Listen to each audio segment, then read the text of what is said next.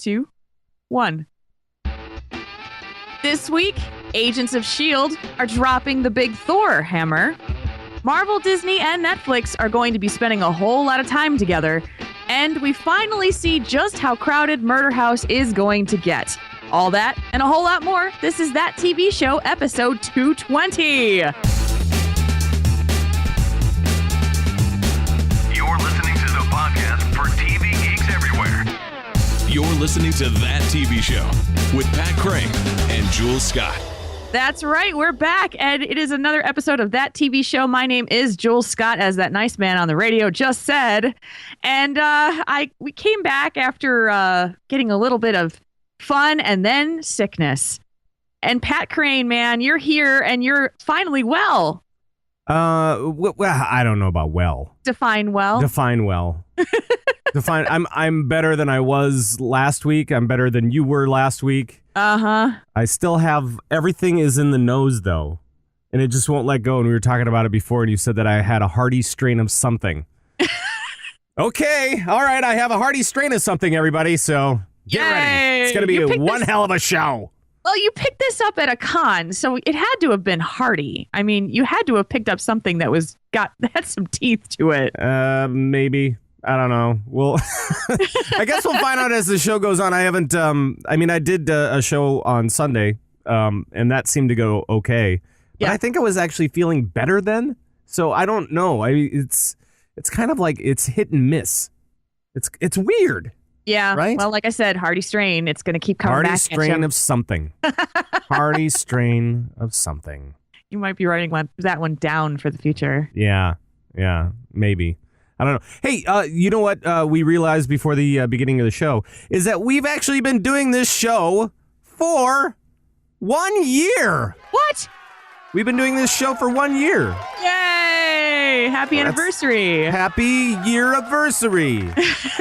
And we've done 220 shows. I mean, that's insane. I mean, wait. Sorry. That's season breakdowns and stuff like that. I'm sorry. That's not true. Yeah, I think we've done roughly about 42. 42? I don't know. I don't do math.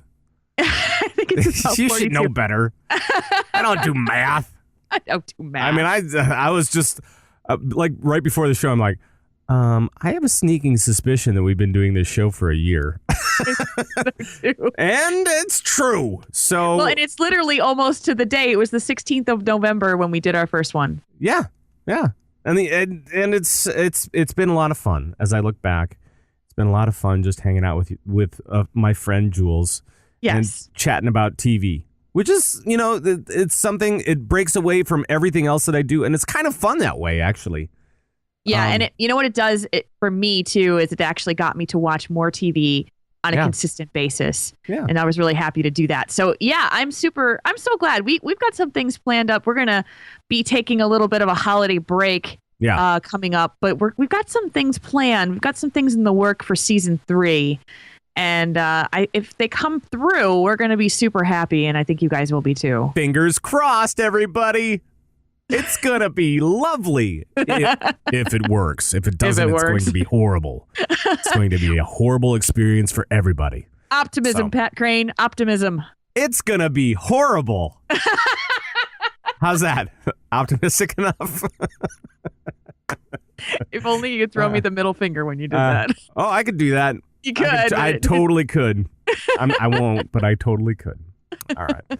So Jules, what have you been up to over the last couple of weeks? What have you been watching lately? Well, I kind of got some things new into the mix this time around. Okay. America's Next Top Model closed out this week, so I did watch the finale and saw who won. It was guys versus girls, and we were thinking, first time guys versus girls, going to be a guy who wins it. Well, not so much. It was a girl who won it. It's always a chick. And you know what? She deserved it. I thought she was the one that should have won anyway. Was it between a guy and a girl for the final? Yes, it was. That's cool. Yeah, and actually the top 3 were 2 guys and a girl. And a pizza place? Yeah. It had to go there. I know. Had to go there. So yeah, I got a chance to watch that, and I heard some of the disappointing comments about it, and I understood why, because there was a guy on there who was kind of this. He was a different type of model, and I think he would have been a really good winner, but they just didn't. I don't think the world was ready for an androgynous gay man winning America's Next Top Model. That's what he looked like. Was he just had that? He had so many feminine features, but then he played masculine too. Yeah. So that's what it seems. Well, I don't know. I mean, hell, you go the other way and you get on the Today Show, because there's a woman that does men's runway modeling. Oh, really? Yeah, and she got on the Today Show because of it, and this was just like a couple of weeks ago. Oh, I didn't know that. So maybe at least he'll get a spot on the Today Show. Just kind of, or at least a story about him or something. I don't know. Yeah. Oh, yeah. I think, and I think it was more about Tyra Banks and her team of people just weren't seeing it. That's what I thought anyway. So, really?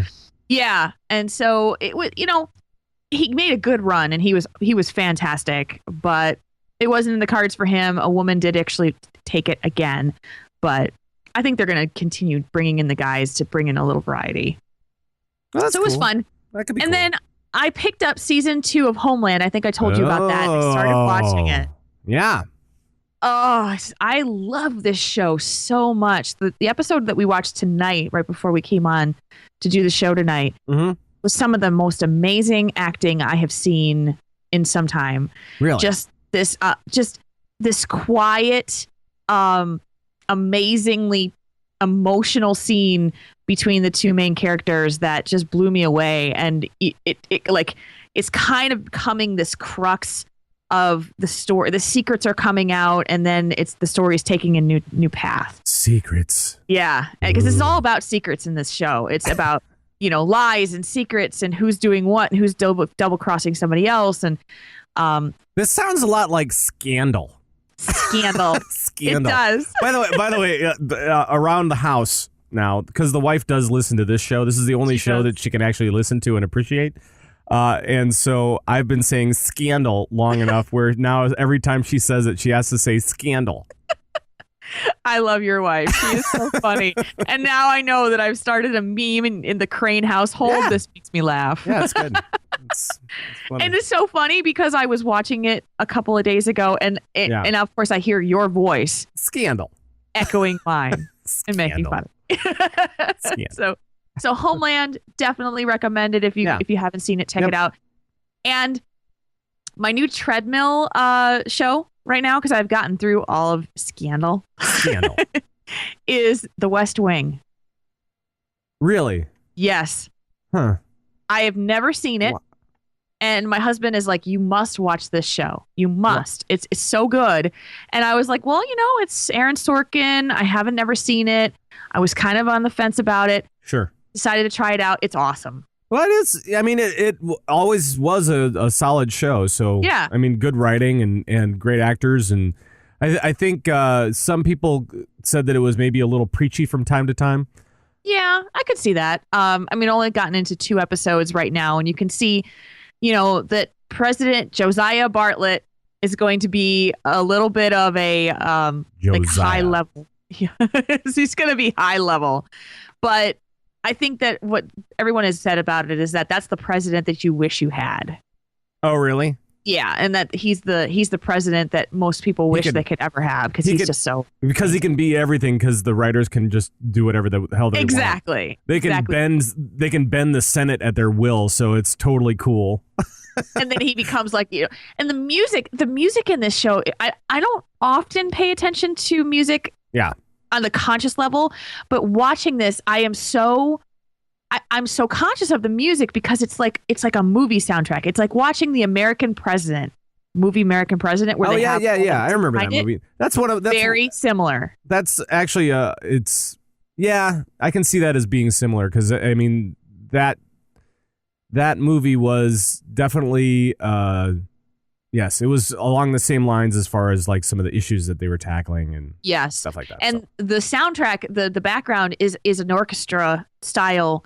Sure. So it's got the strings. You can hear the woodwinds. It's very different than a normal TV sitcom, or not even a sitcom, a drama. And I just noticed the sound. I noticed the music in this, which was kind of weird for me. That's cool. So that's what I have been watching. Yeah. Your little spot is blank. I know. That's because I've been watching everything. Okay. I don't even know if there's one show that I can really highlight anymore, because the last couple of weeks have been just kind of this blur, right? So we've been away. This is the first time that we've done this show in 3 weeks, and I don't know what I should tell you about. I don't know whether I should tell you about The Big Bang Theory or How I Met Your Mother or Biggest Loser or any of that stuff. Biggest Loser is pretty fantastic, though. Okay, I need to ask you about the whole Biggest Loser scandal thing. Scandal On The Biggest Loser. Yeah, go ahead. What happened with Jillian and her breaking the rules? So apparently what happened is that she broke a rule about I'm gonna describe it. Don't worry about it. I paused. It was a pause. But it was basically like this. She gave caffeine supplement pills to her team instead of giving them unlimited amounts of coffee, because she believes that caffeine does play a role in weight loss or in affecting your weight loss.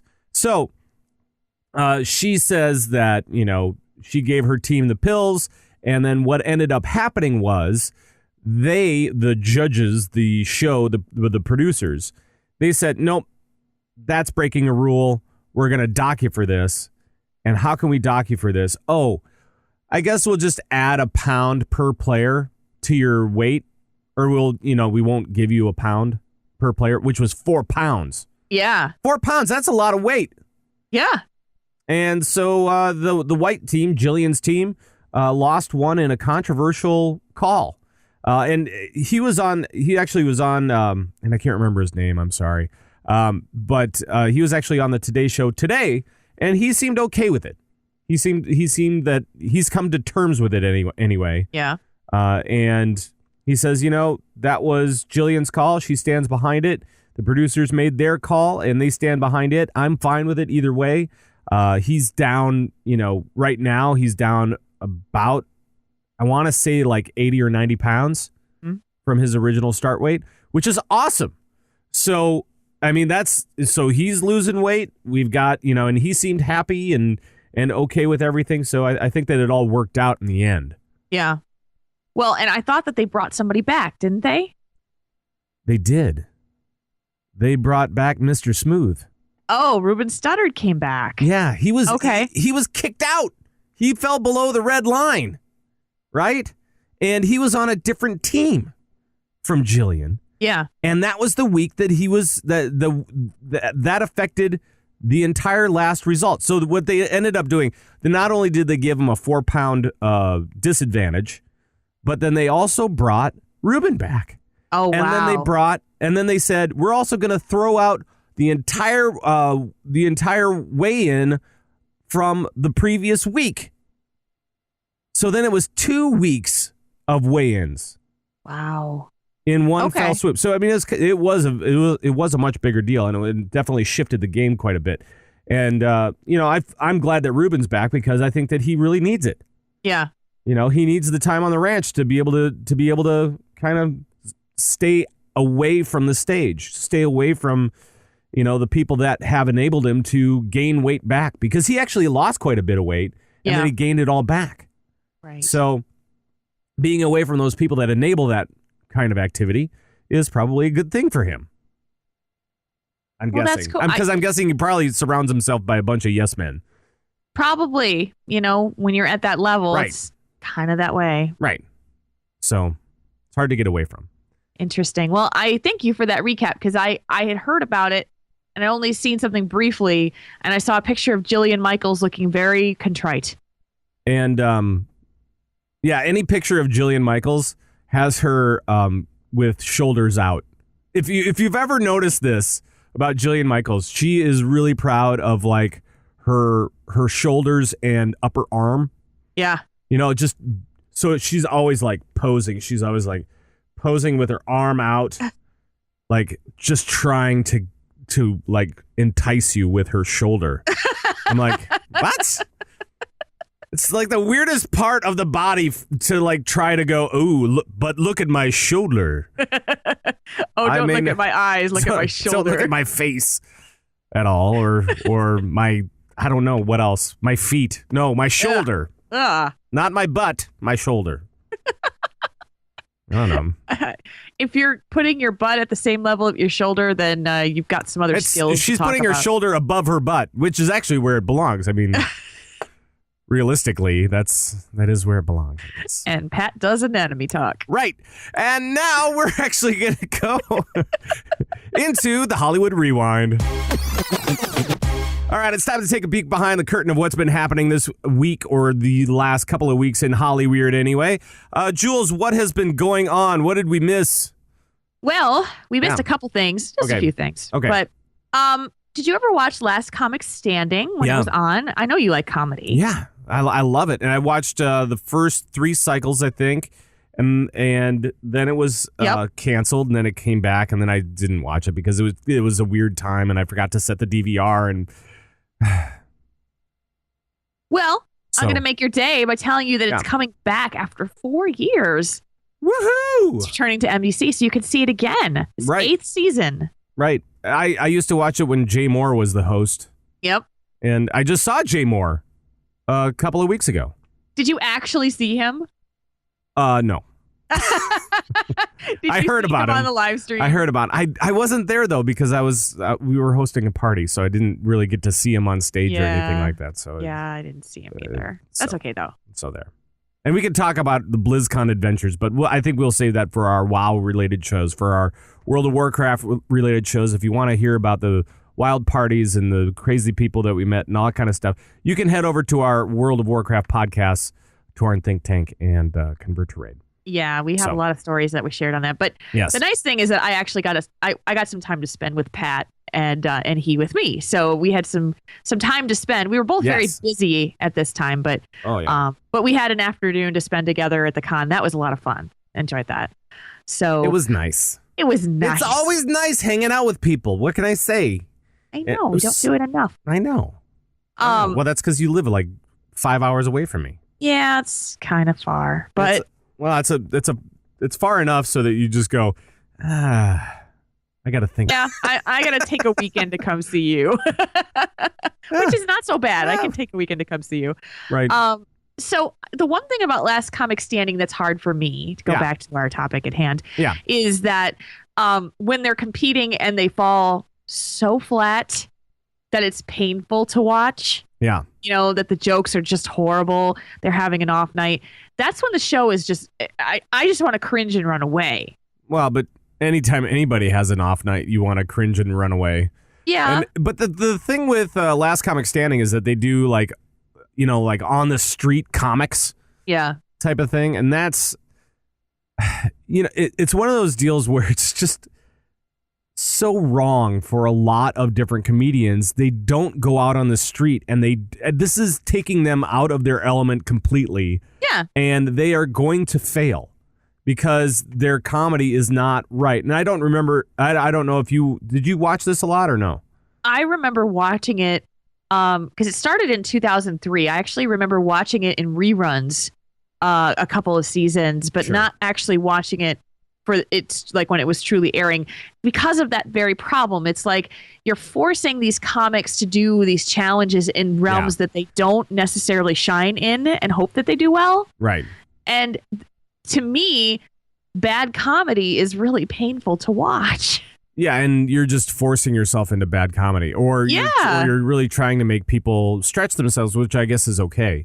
But I mean, put them into a different thing. You're not talking about comedy at that point. You're talking about improv. Yes. And those are two totally different realms. And two different skill sets. Yeah. So, and we've seen people go through there that have very awkward comedy, and then you put them in front of people on the street, and their very awkward comedy makes them look like a creeper or, something. So, I don't know. It's just... It's a little thing, but it's a thing. Yeah, it kind of runs into some of that whole candid camera style thing, which I never liked, which is to take a situation and make it... Alan Funt? No, I did not like Alan Funt. But I don't like to watch people Sorry. Alan Funt is amazing. He was amazing. Now that you're done swooning, I have a hard time with people being put in awkward situations for comedy, because I don't like being personally put in that situation where I'm going to be like forced to do, be in a situation and watch how I react, and everyone's like, "Ha, how funny are you?" And I'm like, "No, I'm not. This is not funny to me." Well, the other part that's kind of funny too is that it's a reality show, right? Yeah.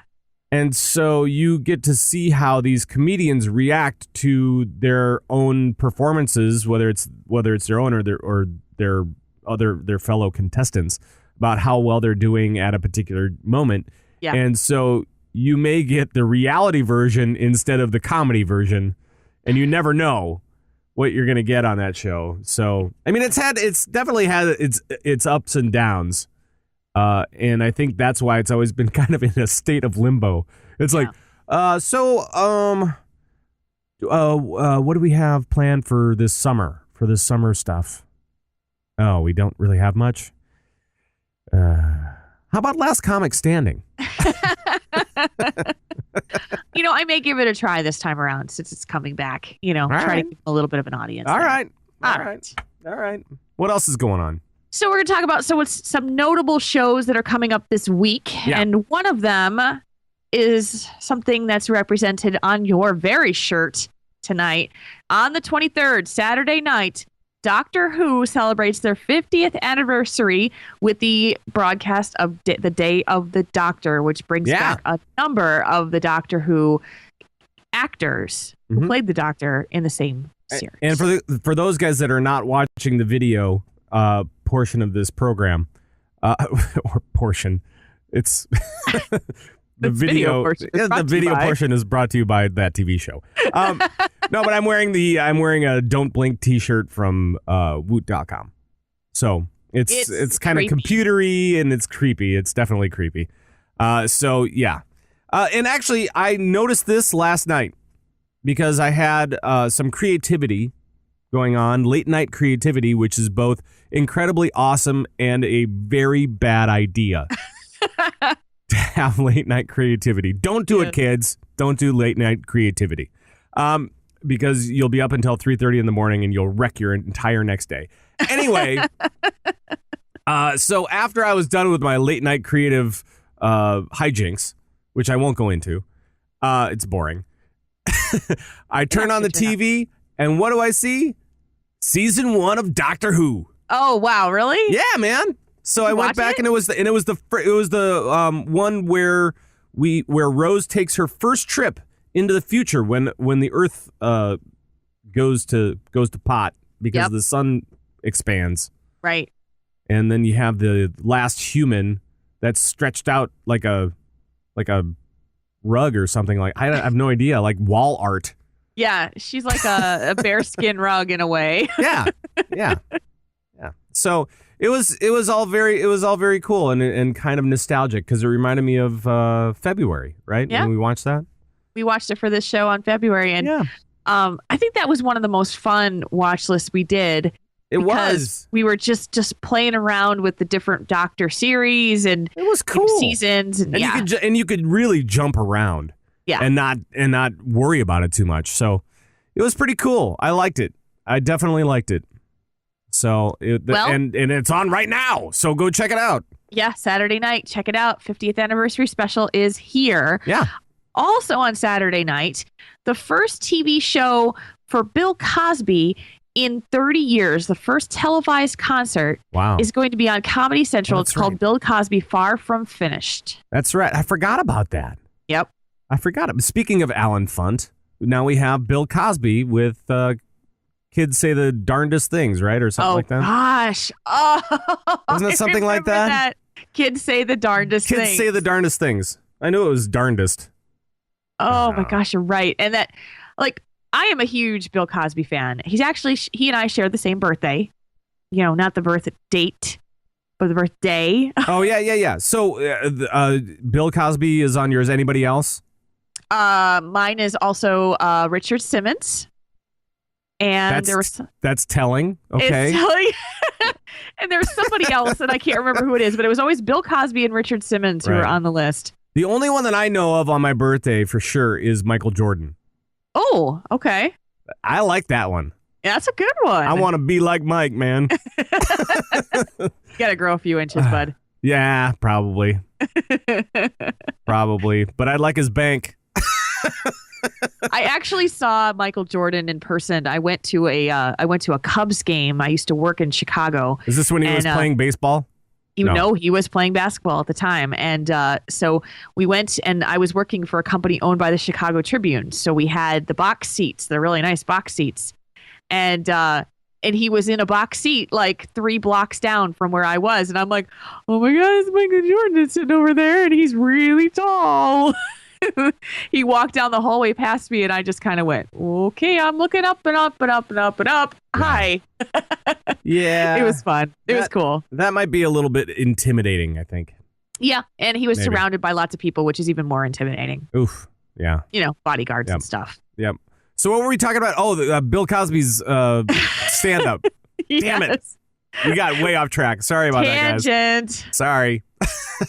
We need the drinking game for our tangents, especially for this show. It's been a while, man. It's like I'm getting back into the spirit of that TV show. Yes, the show that is that TV show. Yes. All right. So check it out. Bill Cosby is also showing up on Comedy Central. I will be interested in this. I really love him. Cool. And his comedy. He's a great storyteller. Cool. Yeah, he is very good. I've always enjoyed him. The last concert that he had was himself, right? The last televised Bill one. Cosby himself, one of my favorites of all time. That is amazing. Yeah. It's amazing storytelling.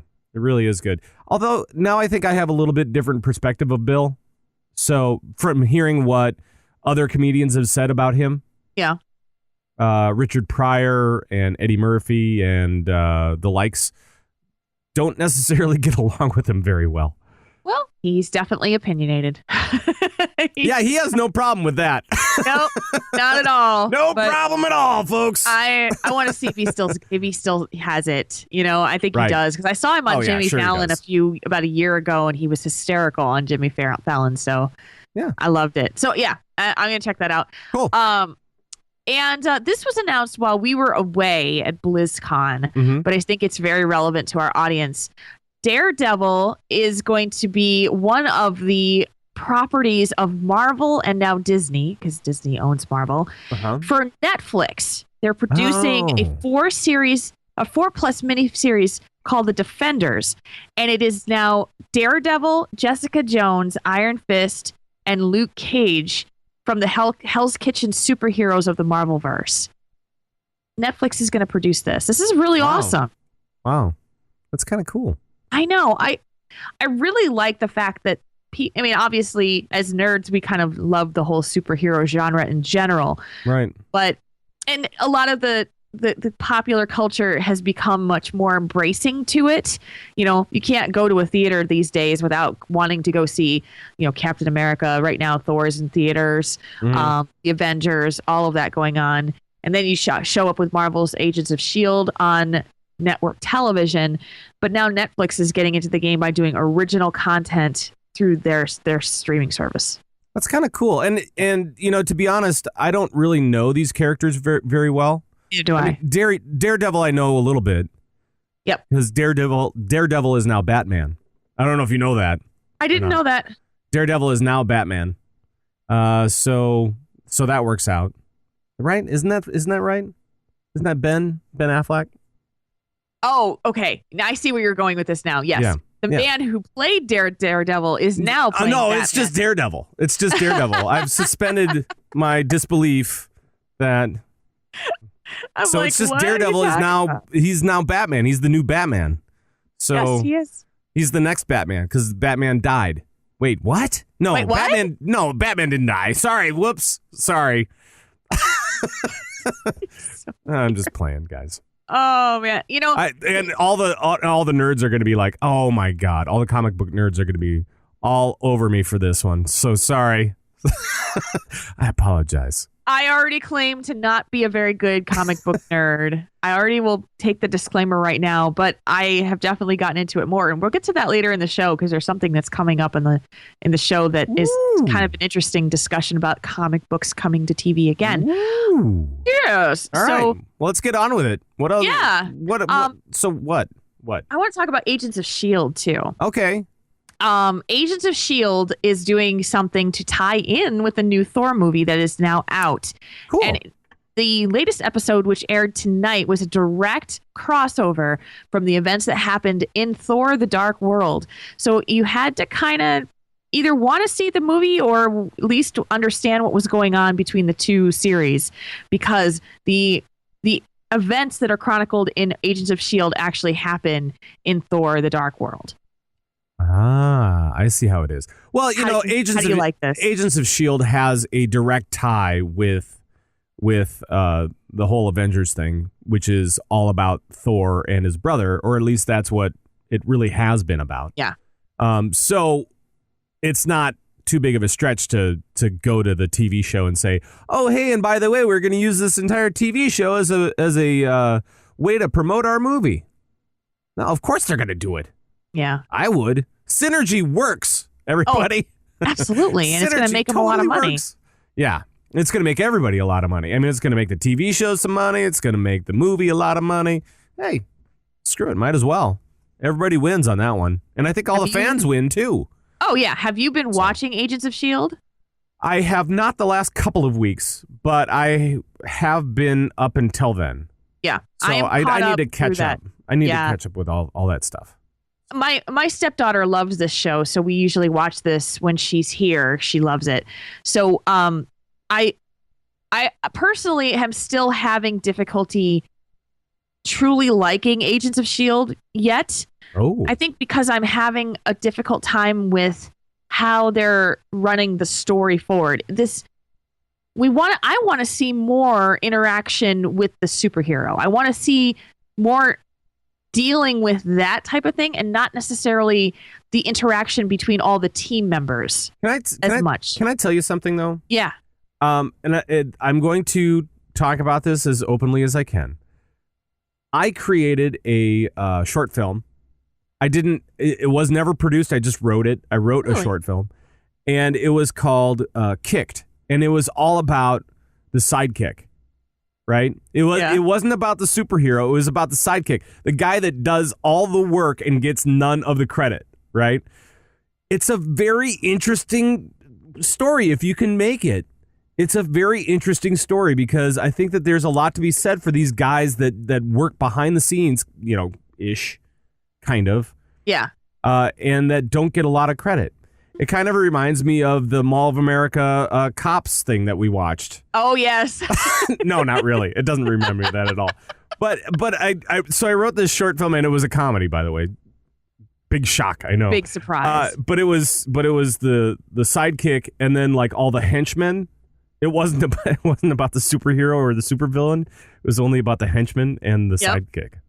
So it's an interesting kind of thing. I hear you, and you can make it work. I think that they can do this show better than what they are, and it doesn't necessarily have to be about the superhero, but it has to be better because the character development has been difficult for me. I would love really slow. I would love for the superhero to come in, say one line, and fly off, and then like you hear a bunch of things going on, but you don't know what it is, and then it's like all off camera, and then all the agents of S.H.I.E.L.D. have to go and fix it. Yes, that would be awesome. Yeah, just one line, and then a bunch of explosions, and then what happened? Oh, Iron Man, he decided to blow up this thing or something. Now we got to clean up the mess. All right, let's go, boys, and then let's go off and fix it. Yeah. So I wouldn't be interested to hear what you have to think what you have to say when you get caught up with this, if you do plan to get caught up with this. I do plan to get caught up with it, for sure. It's definitely one of the more interesting shows this fall. Yeah. I will say it that way. It's entertaining. Yeah. I will say it's entertaining. So yeah, exactly. Okay. Well, that's all I have to say about that, Forrest Gump. Thanks. Jenny. Jenny.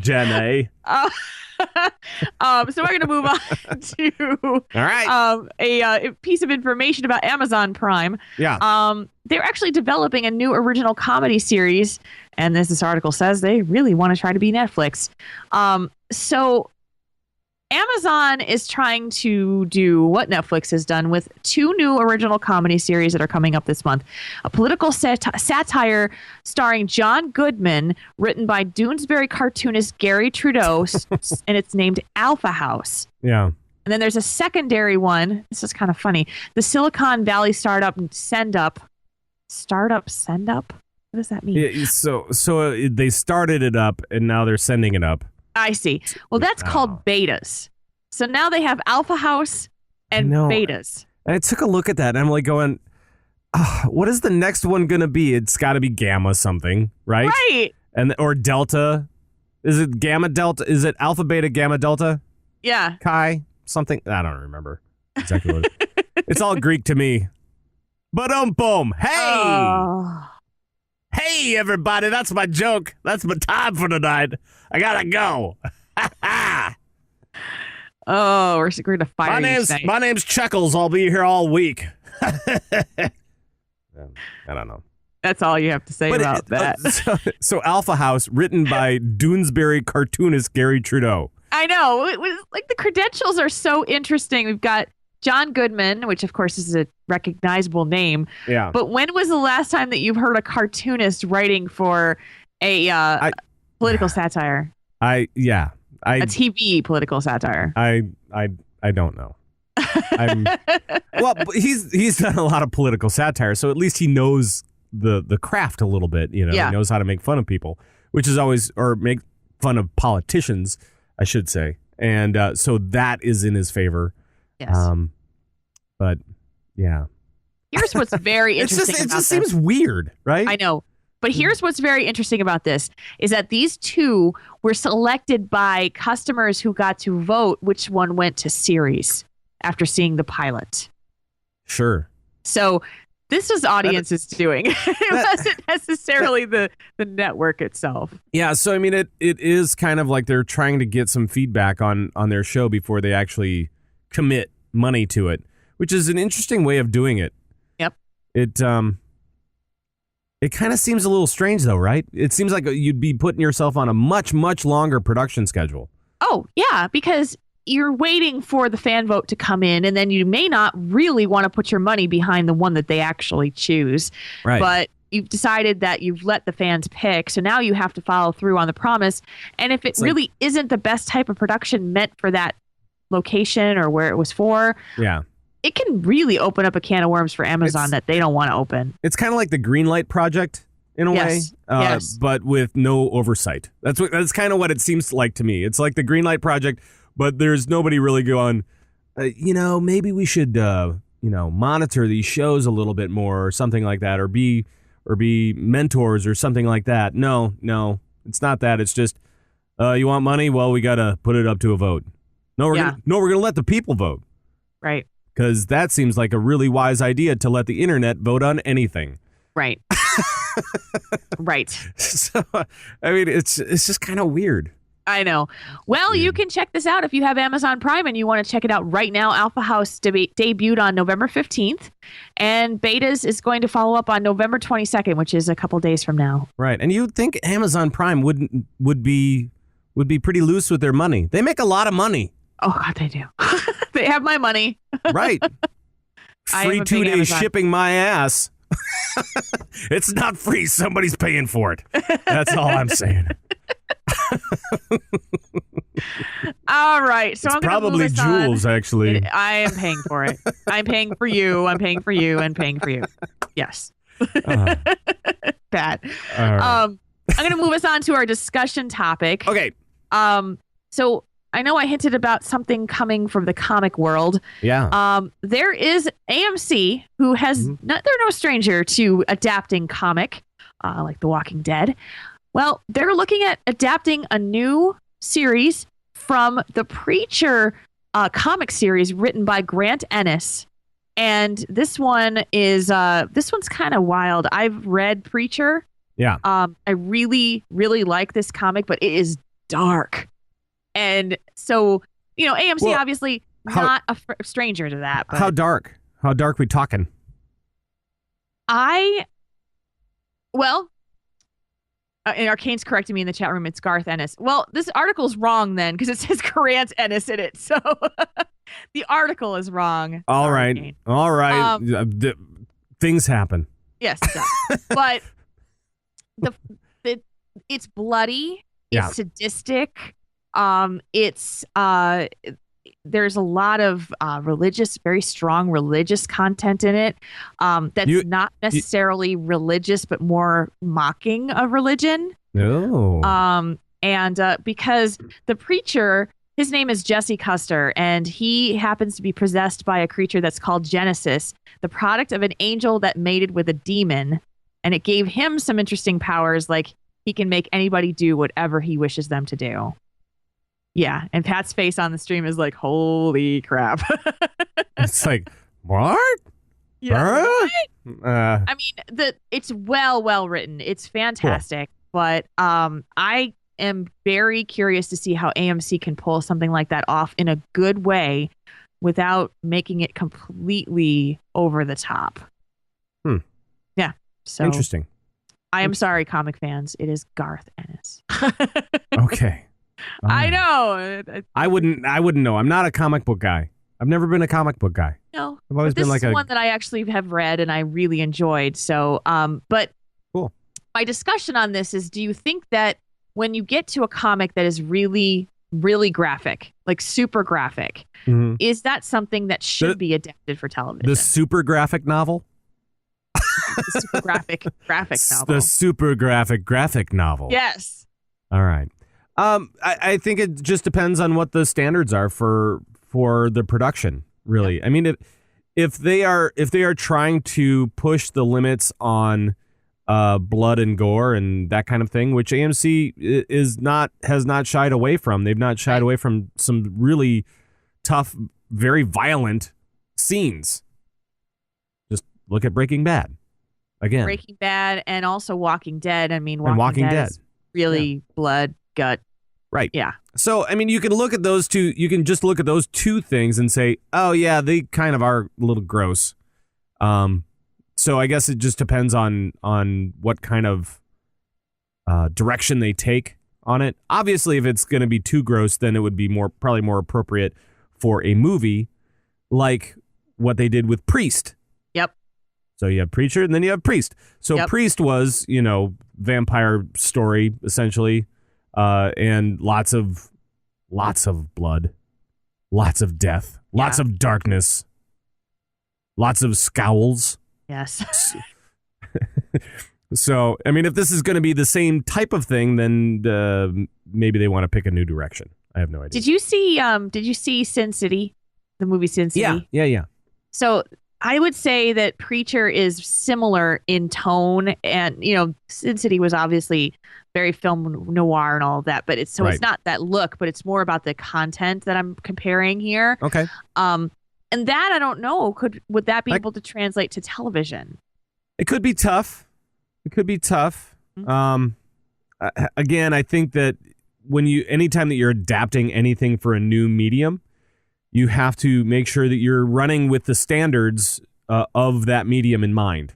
Yeah. So if you're dealing with broadcast television, you're not going to have certain things. And I understand that this is cable, but even cable has certain things that they have to do. Right. So, or that's expected of them to retain their cred within the community. And it's all kind of community-driven guidelines. Yep. As far as what they can and cannot do. And my guess is that they know what those guidelines are, especially after those two shows that we just talked about. After running those for a long time, they kind of know where their audience sits on this type of content. So yeah, this one would push them a little bit when you get the religious part of it. But if this happens, I'm so there. I'm so there. Cool. The series is fantastic. So yeah, so there you go, comic fans. You get a chance to see something new that's coming down. You always run the risk of anytime that you're making fun of religion or making fun of those that that kind of, I don't know, that are like talking heads of it, I guess, then you always kind of run that risk of especially in super religious areas like I don't know, Tennessee has a lot, like Nashville area. They have a huge religious part of that city and in the Bible Belt in general. So yeah, I mean, maybe they might catch some flack. We'll see. There's risk there. There's definitely risk there. Yep, for sure. For sure. All right. Maybe we should move on to the poop.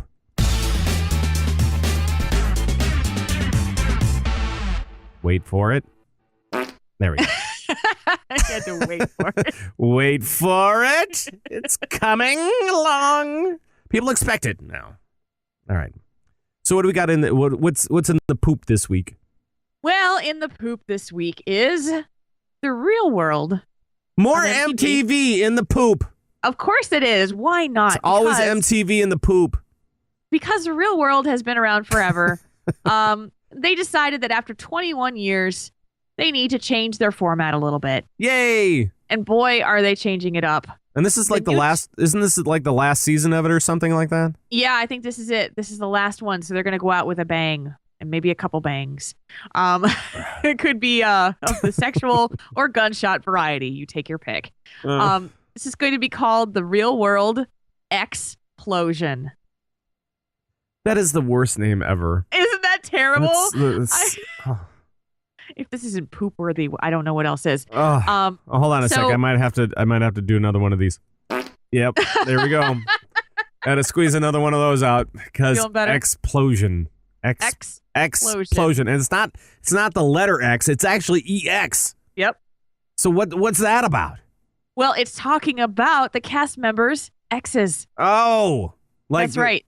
They're ex-lovers. Yes. So what's going to happen is they're going to move their 7 roommates into the house, and then they are going to move in the exes after, I think, a month of them being in there. Then their exes are going to move into the house, and all hell will break loose. I've been sighing for like a minute solid. I know. It's been trying to steady myself while I take all this information in. This is not going to be good, people. I mean, I've watched The Real World pretty much since the beginning, and I am a little ashamed to admit that in public, but now you will be really ashamed because I am really ashamed when I watched this part because the cast members had no idea when they signed up for this that this was what's going to happen, and so holy crap! It's basically the surprise season. Yay! I figured that, it would be kind of cool for them to do something neat for their last season, but this feels so trashy. It's just basically throwing fire into the pit and saying, oh yeah, don't burn because you're not going to be, it's terrible. It's like this horrible, like, they forcing people to get mad. They throw fire into the pit and then they throw snakes into the pit. Yeah. And then they throw more stuff into the pit. And alcohol. Oh, yeah. And then stir. Lots of alcohol. That's going to be good. I like it. Should I report on this? Do you want to hear about it? I know you will. Will you be sad if I don't? Well, I think you'll be sad if you do. But sure, why not? Might as well report on it. Thank you for indulging me. Yes, if it's for the guise of you only doing this for the job of reporting it on this show, then fine. Go ahead. I can pose it. It's under the guise of, hey guys, Jules is guising right now that she's not going to watch this for fun. I could write this one. You're guising right now. I mean, I could take one for the team here. I could do this. I'm taking one for the team. That's right. That's it. I don't want to, guys, but twist my arm. Okay, that's enough. Okay, I'm done. I'm in. I'll watch. It's totally cool. All right. So, Real World Explosion. explosion. Will air 2014 sometime. Yeah. Are you excited? Are you excited? I'm excited by the watch list. Oh, okay. So let's do that. Let's go into the watch list right now. All right. The watch list. Now, this is the part of the show where we take a look at shows that we watch, right? And then we watch them for an entire season. We've switched it. At the beginning, it was an entire month, and then we decided to switch it up because we found that a month was maybe a little too short. Right. So we spend some more time with these shows because some of them deserve it. Others don't, by the way. And we've reported on that one as well. So what are we wrapping up on this week's show? It is time to wrap up American Horror Story Season 1. We picked this one for October. We went a little past it because, we weren't here. Because we went past it. We went past it. So we cleaned up this week with 4 episodes to finish out the first season. And the cool thing about it is that we're actually kind of closing out the series in its current format because that's how they structure it. Yep. So we're not missing out on a second season necessarily, even though the second season will be, some of the same characters as I have heard. So, we have already decided between Pat and I that we're just going to spoil the living crap out of There will be spoilers. We cannot talk around these spoilers. They are spoilerific. So if you do not want to be spoiled on this show, it's only been out for like 3 years now. 2. So, 2 and a little bit more than that. Right? I mean, because it's... because they're on season 3 right now. Right. So, it's been out for a long time. So if you're not ready yet and you need a couple more years to watch this show, then we're done with this show. We're done with this week's show for you guys. Okay. So we'll talk to you later. Come back though when you're done with it, and then we'll have a discussion about all this stuff because stuff happened. A lot of stuff happened. A lot of stuff happened. Just as a recap, we have lots of people in this house that are dead. Yes. Lots of people. And we have some people in this house that are alive. One of which is pregnant. Yes. With twins, and one of them could be not a good twin. No. It was kind of posed as, I think even before the break, where you go, oh, she has twins. That doesn't sound wrong at all. No. Right. So we start off, we're doing episodes 9 through 12. And now I'm going to go to my notes. He's going to bring the notes out. I'm going to bring the notes out. Okay, so episode 9 was a little weird for me. And first of all, it was announced the twins were not twins at all. They were 2 babies with 2 different baby daddies. Yeah, which is this totally rare but possible thing. Yeah. If, she conceived within, having sex with 2 different men. Yeah. So that's kind of interesting. Yeah. And when they announced it, I went, oh yeah, here we go. I know exactly how this is going to turn out as far as the babies go. Yeah, even I could figure that out. Yeah. Even you, the one that does not watch horror movies at all. No. So good. There was one thing that confused me about episode 9. And that was that Hayden, who is clearly dead, went to a bar. Yeah. Now, I don't get it. Okay, I want to ask you about that because I thought that scene was a flashback. I thought it may have been scene where she was at the bar. Maybe I missed something. I did marathon these today. Yeah. So I could have missed it. But it still actually leads into a couple of things that we have run into, where we know that certain of the ghosts have actually left the house, like Tate. We know Tate has left the house. We know Hayden has left the house as a dead person because she was put in the car by the security guy, and Tate took Violet. But that was Halloween. That was Halloween. Halloween is the one night. Halloween? Yeah, Halloween is the one night where they can roam free and go do whatever their ghost needs to do. Okay, then that clears it up. That clears it up for me. I just, I'm a ghost. All I want to do is I just want to go down to the Dairy Queen and get myself a cone. But I swear to God, these ghosts are like, they can do everything. Everything. Yeah. They can kill people. Yeah. Like physically murder somebody. And so it's just, there's a whole lot of stuff that goes on with the whole ghost thing that I was still not really sure about. We have no idea. I think that Hayden part was a flashback. All right. Well, let's hope that Hayden thing was a flashback. Otherwise, my whole thing is ruined. My whole vision of this show, shoddy writing. Hopefully, I missed something. Yeah, because what happened is that after Hayden confronts Ben for the umpteenth time in the house, and he rebuffs her again, then they wind up going out for a drink in the next scene. But it looks like the time where he actually seduces her for the first time. Maybe that's it. Because that would make more sense. Because at the very beginning of episode 9, Ben made the right choice by not sleeping with somebody else. Ben has always been led around by his waist. I will say it that way. By his codpiece, if he were to wear one.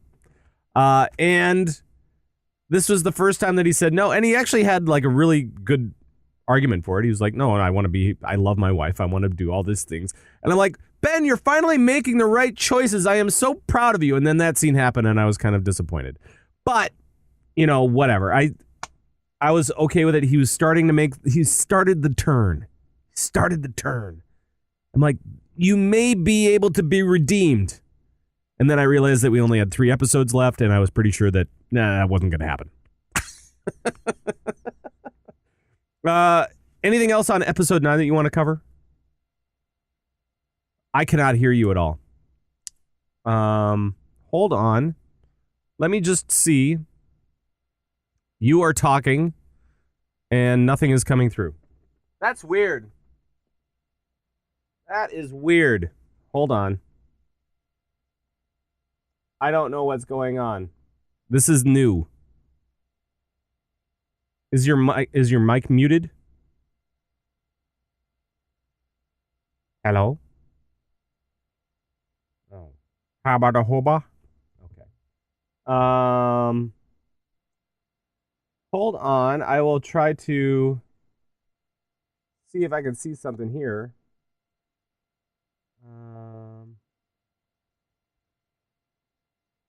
Via the control panel. And then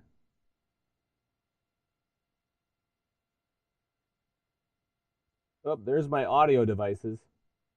Here, we'll move that out of the way. Okay, so playback.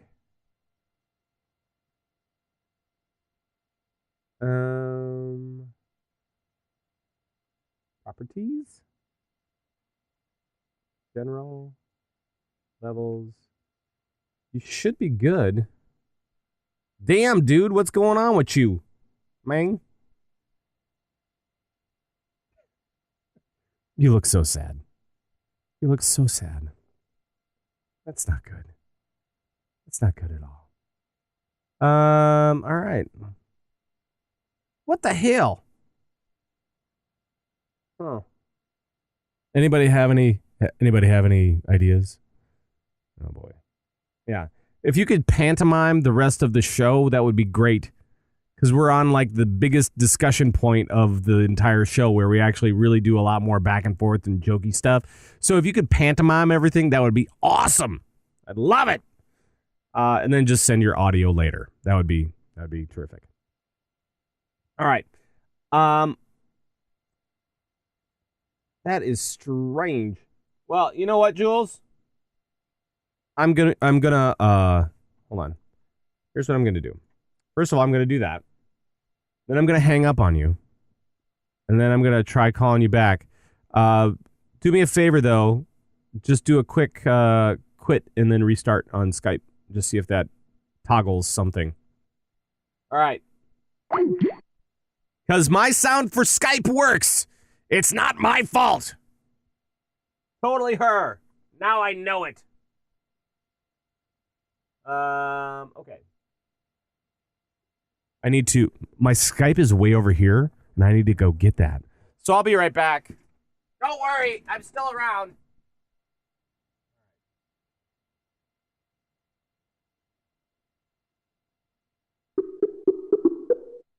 Boop, boop, boop, boop, boop. Oh, jeez. Oh, jeez. Hello? Hey, there you are. Hi. Welcome back.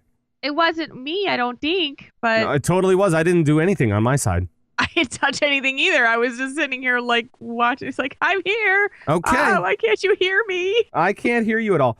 Okay, so I think the question was posed to you. Yes. Episode 9. Was there anything else that you wanted to cover on episode? Yeah, I asked if you was that the time where we discovered that what happened to Violet? Was that the episode? No. That was episode 10. That was okay. The next thing was episode 10. Oh. Okay. You want to talk about that? Yeah. Okay, because that was cool. I thought that was one of the biggest reveals in the whole thing, and I'm really curious to know if you realized that Violet was dead before she did. Wait, Violet was dead? What? Bum, bum, bum! Yeah, no, Violet was dead. It was so great. That was so incredibly awesome. I loved this twist in the show. Yep. This was like the best.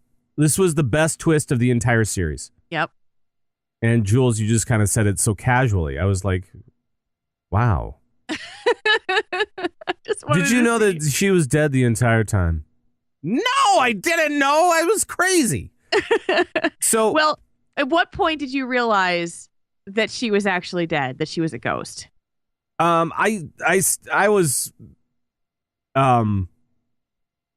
kind of in shock for the entire time. I'm like, what is going on?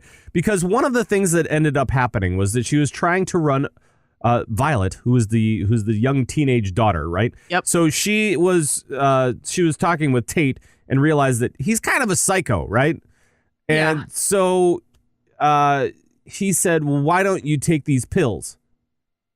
And I brought some razor blades as well, and then we could just die together, and then we'll be together. Right. Because she knew that he was a spirit. Yep. And then she said, that sounds like a great idea. And then she said, no, it doesn't, and tried to run for her life. Yep. And then she was finding herself running through the door to go out to the outside world. And she was at the gate, the front gate of the house, screaming, and nobody was paying any attention to her. And then all of a sudden she was back in the house. Yep. And you're like, whoa, what happened? And then she runs out the back door and she runs in the side door at the same time. Yep. Like time after time after time. And I was like, what is going on? This is craziness. And I wasn't thinking about it. I wasn't thinking about anything. I was just enjoying the show. Yeah. So I wasn't trying, but I was definitely, my curiosity was piqued as to what was happening. And then it's revealed that she's dead. She's been dead for a long time. Yep, that she died because she had attempted suicide, and we thought she came back from it, and Right. she did not. Right. So that was an amazing twist. Yeah. Did you see it as it was happening, or when did you realize what was going on?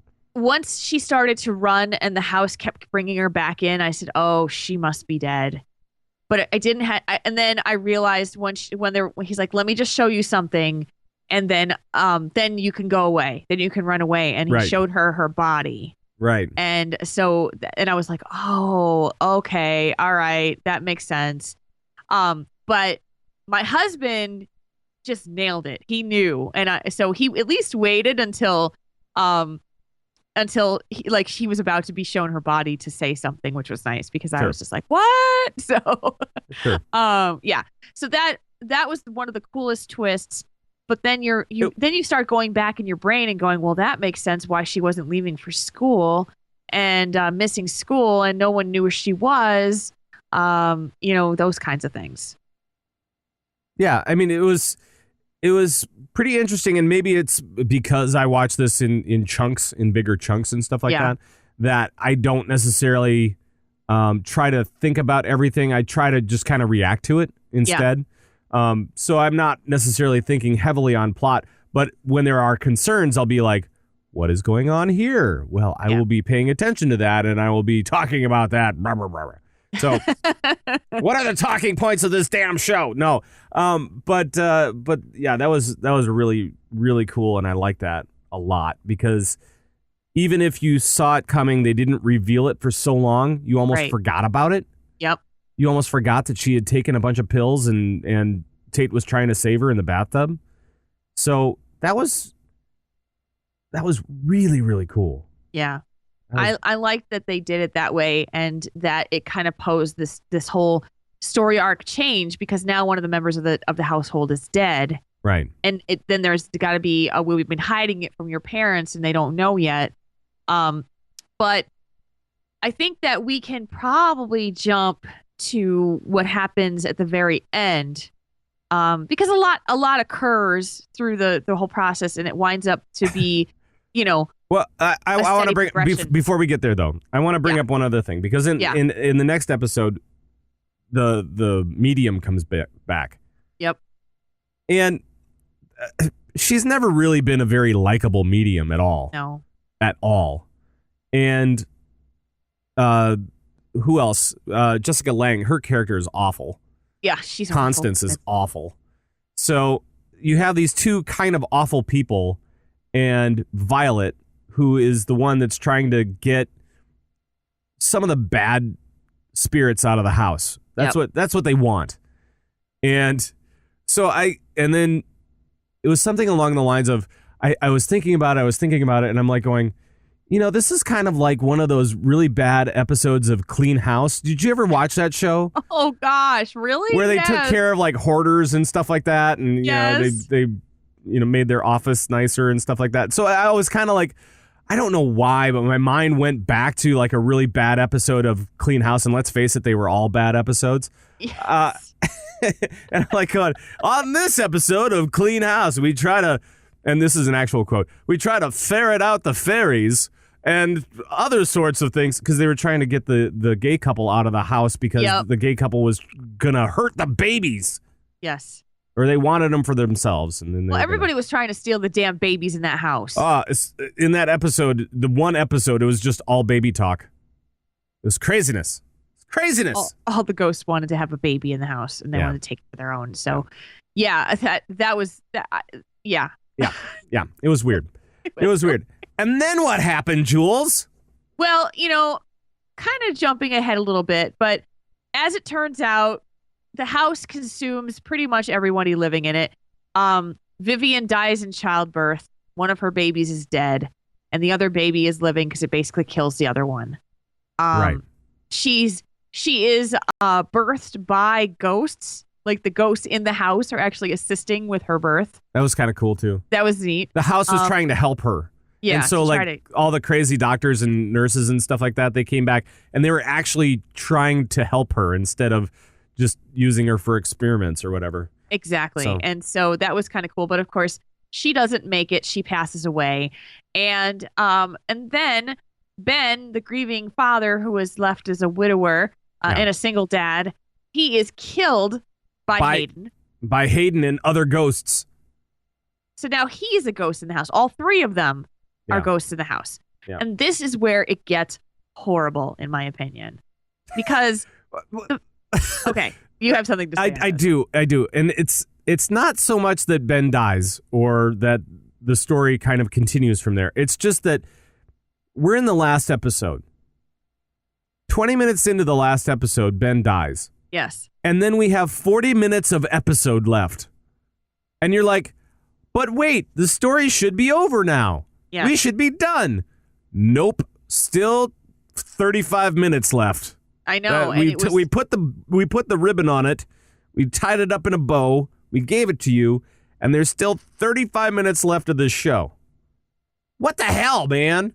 So what they decided to do was to move a new family into the house. Yep. So Marcy, the racist realtor, came in, and she tried to sell him a house. Yep. New couple of Spanish Hispanic, which is important to Marcy. Yes. For some reason, because she's a racist. And, oh man. So they moved a new couple in, and then what happened, Jules? Oh, then, of course, the ghosts that are in the house feel like they need to they're in split camps. You've got the whole Harmon family who's like, they can't be here because they're going to go through the same things that we did. So they concoct a plan to basically scare them out of the house completely before the bad ones can actually physically hurt them. Right. So good ghosts versus bad ghosts. Good ghosts win. So Mortal Kombat is what it was. It was so stupid. That was that show. And it was so stupid that they did this, and then of course they drive the couple screaming out of the house. They go running. It's like Poltergeist all over again, where they're racing to the car in their pajamas and bare feet, going, "Let's go, let's go, let's go!" Yep. And then what happened was this, and it was so funny. I was laughing the entire time, right? Because it was all very played out, and so these good ghosts were doing it. It was kind of I don't know. It was kind of like Beetlejuice, like how the good ghosts were trying to scare people and, kind of not doing a great job at it. That's what the good ghosts were doing here, the Harmon family and others. But they did scare him off. And then they had like this holiday moment because it was Christmas now. And Ben had chopped down a tree and they were hanging Christmas ornaments in this, now vacant house. For living people anyway. And they were having a nice family moment and everything was right with the world. And they were all together. They were happy. They had hope. The stillborn baby was in Vivian's arms and they were having this very pleasant Rockefeller type of Christmas moment. Oh yeah. And I was laughing hysterically. The entire time. There was no place for this. It was obnoxious. They're finally happy, Jules. They're finally happy. And I was happy for them. And then, of course, they finish it up by cutting to the bad ghost standing behind going, "We will not let them win." Right. I mean, it was so rushed. It was so cobbled together that I was just like, what the hell did you guys We do? will kill you. Merry Christmas, everybody. Merry Christmas. Happy holidays. And to all, a good night. One of the best things, and I want people, if you have not seen episode 12 yet, or even if you have, and you want to take another look back at something that is very specific, there was a moment of greatness that I saw that I want to relate to you. Yeah. Okay? It was when Violet was saying goodbye to Tate. The two young ghosts saying goodbye. It sounds so weird to say it like that, but I know that's the way it is. The two young ghosts finally parting ways, essentially, or trying to. And Violet says, "Goodbye, Tate." And then Tate is there by himself, and he's left crying. And this was a moment in television, people. He had some very wet snot. Oh no!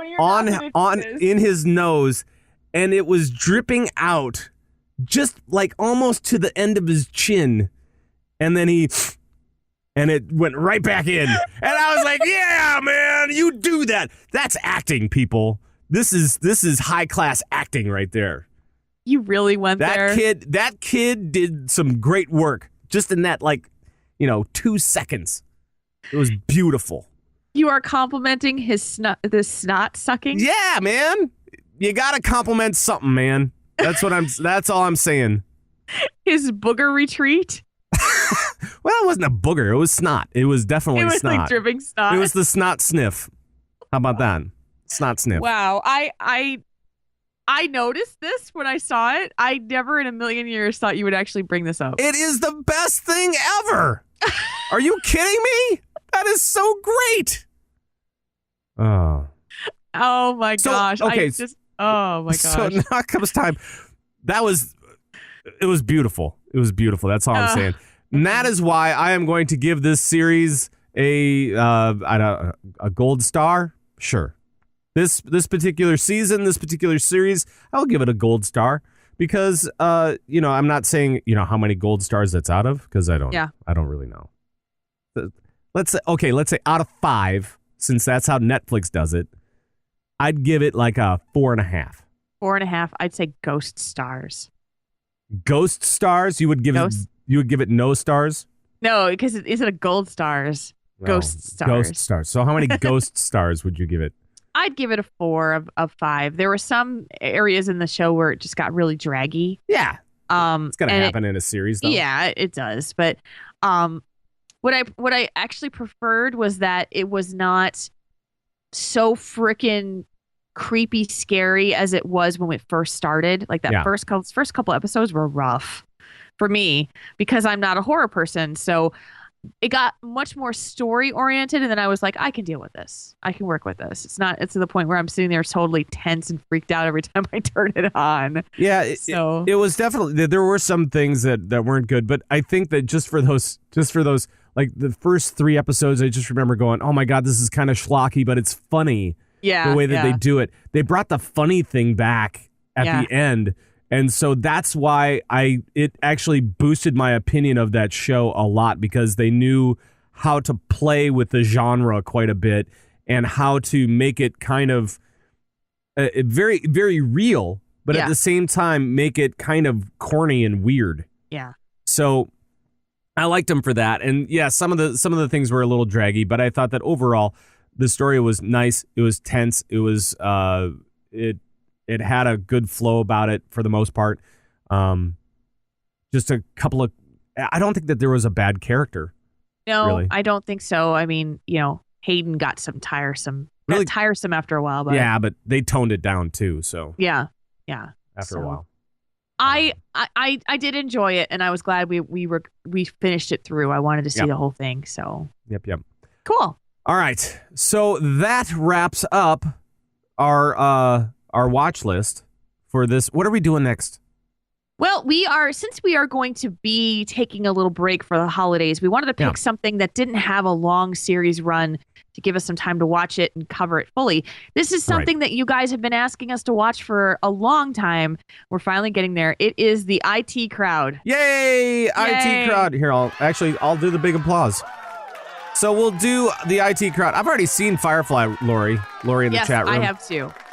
I mean, I've seen it like umpteen times, dozens of times. But yeah, I like it. I haven't seen. I'll give that 4.5 stars as well for Firefly. Easily 4.5. That's a great series. Yeah. So a lot of people have recommended the IT Crowd, and so we're going to cover that one. And the brief synopsis of this one: this is a British series. In the age-old clash of IT versus the corporation, a pair of basement-dwelling dweebs square off against their cloddish owner, come lately with their ambitious but tech-literate manager running interference. So there's only 7 episodes, is that right? Something like that. Yeah. 6 or 7. So we'll watch at least 3 for this upcoming week. And they're half hours. So I mean, it's just kind of a nice light thing to do. Kind of as we wind down season 2 of that TV show. And I think we went a little bit long today. Yeah. So I think we should probably just play it out right now. Oh, sounds like a good plan. Yeah, we'll come back to the hit list next week. I'm with you. All right, cool. Well, if you guys out there would like to talk to us about how we didn't do the hit list and you're really upset about it, or you're really happy about it, make sure to let us know. You can email us at thattvshow@gmail.com. You can get a hold of us on Twitter at thattvshow, or even individually. Isn't that right, Jules? That is right. You can find Pat on Twitter at Pat Crane with a K, and you can find me, Jules, at Jules RPG. That is correct. We also have forums on our website, along with a bunch of, we have links to other things as well, including the entire family of the Signals Media All-Star Network. Lots of great programs out there for games, gamers, and people that seek other sorts of entertainment, like talking about weird TV shows. Yes. We do that. We kind of do that. We fill that niche. I like that. So make sure to head over to signalsmedia.com. Check out all the programming over there. And thank you guys for tuning in. Thank you, Jules, for joining me. Thank you for being well enough to be here like I was. Yeah, it's nice that we're well enough to do a show when we're supposed to do a show. Exactly. Instead of having to cancel it after a week of being gone. So, so there. Our next show will be next week, Tuesday night, 9 p.m. Central. Unless, of course, we're both sick or at a convention once again. No, so we're not planning on that at all. But For Jules Scott, my name is Pat Crane. We'll see you on the next show. And bye-bye, everybody. Bye-bye.